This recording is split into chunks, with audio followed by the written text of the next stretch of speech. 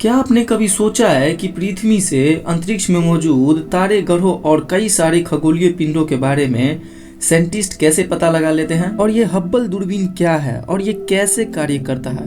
आखिरकार इस दूरबीन का नाम हब्बल ही क्यों रखा गया? तो दोस्तों, आज हम लोग इसी टॉपिक के बारे में चर्चा करने वाले हैं। तो प्लीज वीडियो को अंत तक जरूर देखिएगा, स्किप मत कीजिएगा। और ऐसे ही और वीडियो देखने के लिए आप हमारे इस चैनल मैटू इफेक्ट को सब्सक्राइब जरूर कर लीजिए। तो चलिए वीडियो को शुरू करते हैं। दोस्तों, यह हब्बल दूरबीन एक खगोलीय दूरबीन है जिसे 24 अप्रैल 1990 को पृथ्वी की सतह से 568 किलोमीटर ऊपर अंतरिक्ष में स्थापित किया गया था। तब से लेकर आज तक यह दूरबीन ब्रह्मांड की अनेक आकाश गंगाओं, निहारिकाओं, तारों और अन्य चीजों की लगभग 7 लाख से ज्यादा तस्वीरें भेज चुकी है। इस दूरबीन ने हमें ब्रह्मांड के बारे में जानने में बहुत ही ज्यादा मदद की है।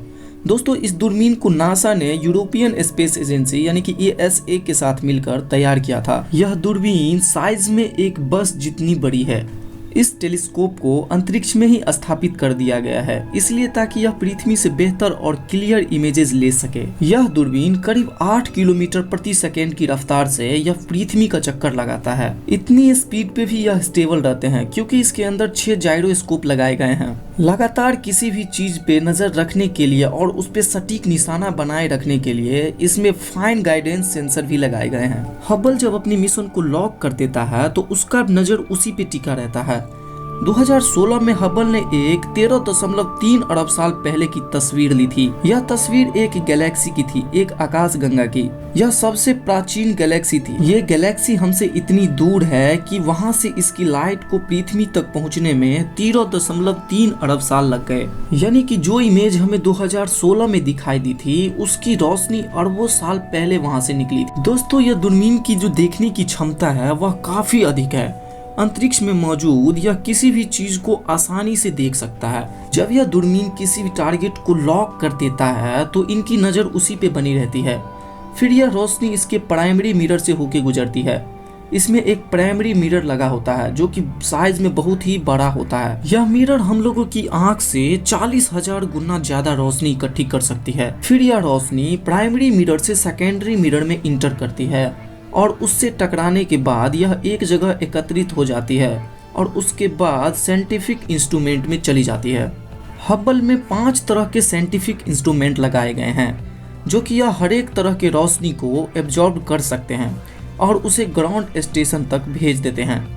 इस टेलीस्कोप को बनाने में बहुत ही ज्यादा मेहनत लगी थी और इसे बनाने में करीब 1.5 बिलियन डॉलर का खर्च आया था, यानी कि इंडियन रुपीस में करीब 1 लाख करोड़ रुपए का खर्च आया था। घबराहट का विषय तो तब बन गया जब इस टेलीस्कोप को अंतरिक्ष में स्थापित करने के बाद जो शुरुआती फोटो इसकी आई थी वह काफी धुंधली थी, जो कि किसी काम की नहीं थी। इस टेलीस्कोप में लाइट सही से फोकस नहीं हो पा रही थी। इसके कारण ढूंढने पे पता चला कि इसकी जो प्राइमरी मिरर का किनारा है वह कुछ ज्यादा ही फ्लैट हो गया था। अब इसमें सुधार करने के लिए बहुत से विकल्प खोजे जाने लगे। हब्बल टेलीस्कोप की जो डिजाइनिंग की गई थी उसमें सर्विस की गुंजाइश थी, लेकिन प्रॉब्लम तो प्राइमरी मिरर में था जो कि उसे वहां बदल पाना मुश्किल था।